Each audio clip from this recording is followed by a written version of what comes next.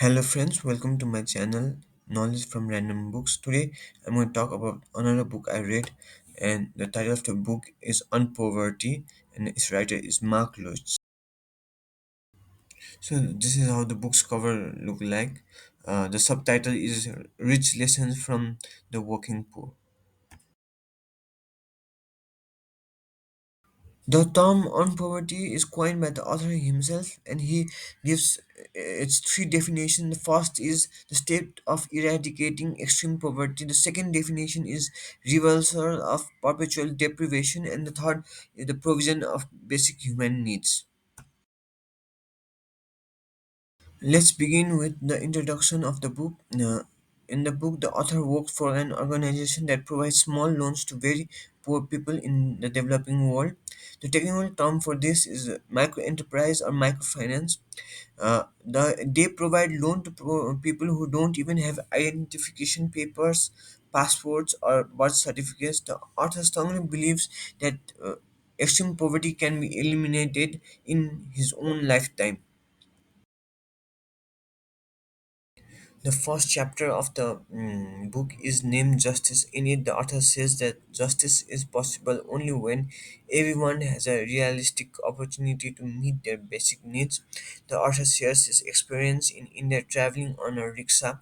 He realizes that unlike his own mountain bike, the rickshaw has no gears and the operator has to push the vehicle step after step on the incline. He concludes that everyone can do something to improve the conditions of the poor, that and that the people must speak against a system that perpetuates poverty through oppression. The second chapter in the book is named Family. In it, the author tells that the thousands of families in poor countries live on garbage dumps. They walk through it, play in it, and make a living in it. The author found the order of the garbage dumps unbearable, but for the poor families, it was their sense of home.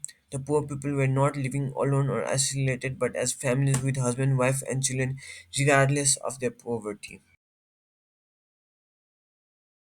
Third chapter is titled Community. In it, the author tells that residents in Western communities rarely know their neighbors' names. The author remembers a time his brother died and no one in the community grieved with him. But in Middle Eastern culture, he states that it is very important for to not to leave someone alone when they are suffering or are ill. Compared to the West, the author remembers the Eastern custom when friends and neighbors drop by and pay their respect to the family of the deceased.